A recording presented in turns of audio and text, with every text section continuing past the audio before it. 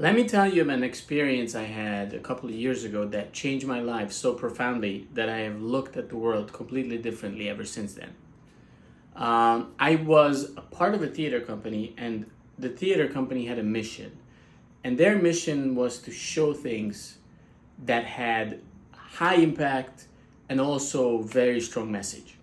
And we were doing a play about Katrina, and we went all out to build a set, to have the best actors. They had live musicians. We had a whole section that was like the French Quarter in New Orleans, and they built like these double deck, like it looked exactly like you were in New Orleans, and it was incredible. And one of the last days that we were having this production, my dance teacher came to see it, and I was super nervous because my dance teacher, first of all, he has a sharp eye. He sees everything. He's a choreographer as much as a dancer, and he's incredible. He was part of the original cast of West Side Story, and he's done everything. Oscars, Emmys, like been in huge major productions. So he knows everything. And I was very nervous because I wanted him to be impressed with the play that we were doing. So he comes, but he comes like 2 minutes before curtain call. And I see him from the corner of my eye because I'm backstage, but the stage was actually turned around. So we were backstage was also where people were walking to their seats. And so we could see that where the wine concession was, it was like right outside. And I could see that he's getting wine, and I can hear that our live musicians started playing. And I know that about a minute in, they're gonna start having everyone, all of us actors, come in and fulfill and fill up this Bourbon Street scene, so it looks like we are really having a great time, even though Katrina is like right around the corner. And I wanted him to see every part of this production, so I was a little bit nervous, and I also I wasn't in my right mind. I was thinking like, oh my God, like what can I do? I want to make sure that he sees it. And so I ran up to the cast, and I started telling people like, don't go out yet, don't go out yet. Like let the musicians just play. Like just please don't go out. Like I was I was like out of my mind. I was like, don't go out, don't go out. And I had to go up to like at least like 10 different groups because we had like different groups coming from different openings. And I was thinking like, okay, good. Like no one is going out. It's good. Like they're just gonna play a little music. They're gonna be like, why are the people not coming out? Instead, what I totally forgot was that there was another group that was coming from behind the audience. So they had no idea that we weren't supposed to go on. Well, that I told everyone not to go on. So they were just coming down, having a grand old time. They were, pretending to be in New Orleans and like, woo, yes, we're gonna have a great time. We're gonna have some bourbon and some drinks while Katrina is gonna ravage the outskirts of Louisiana. And they came out and they're like, what's going on? Like, where's everybody else?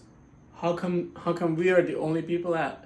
And so I was like, oh my God. Now at this moment, I saw that my dance teacher was actually walking in. So I was like, okay, everyone just go. Everyone was so mad.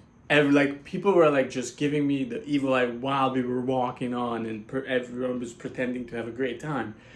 And eventually, when it was over, and we did the play, it was great. It was really went well. Everyone was fine. Everyone was a professional, so everyone kind of got over their whole moments of like beginning. But at the end when I talked to my dance teacher, and he was like, this was a wonderful production, it's great, and congratulations and everything. I only heard this later when one of my friends told me, because at the time, the whole time that he's talking to me, I'm thinking, oh man, I messed up so bad. I basically like ruined the whole beginning of the production, because instead of like having everything just going first perfectly, flowing in, it was just like a cluster of like, what is going on, what's not going on, like should I go in, should I not go in, oh my God, like it's only half the people are here and the other half I don't know where they are. And every single actor, when they were leaving, were giving me shit. Like they were just be like, great job, well, mostly, or oh yeah, no, it was so wonderful being on stage with you when we were on stage together. It was just one of those things. But that experience that happened that night, even though I felt horrible for at least a couple of days after, made me realize that if I didn't go out there, if I didn't try to stop it, I would have regretted that for the rest of my life. This way, I know I shouldn't have gone out there, maybe, but and it's a weird dichotomy of like, should I not? But I know that I did the right thing in the way that I look at every situation now and every moment in my life, and knowing that the worst thing that can happen and the biggest regrets that I could have is not doing something. Because if I do something, I can at least look back on it and say like, yeah, at least I tried.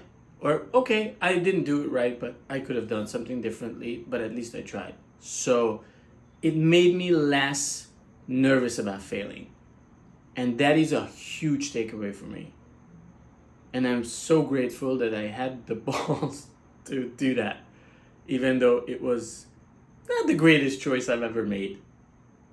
But I guess maybe in one way or in one aspect it was. So the one thing that I would have advice for anybody is to don't hold yourself back, because I think the biggest regrets in life are the things that you chose not to do, other than like, doing something illegal or criminal. But other than that, like when you're just afraid of doing something and that's why you're not doing it, you will regret it so much more if you don't do it.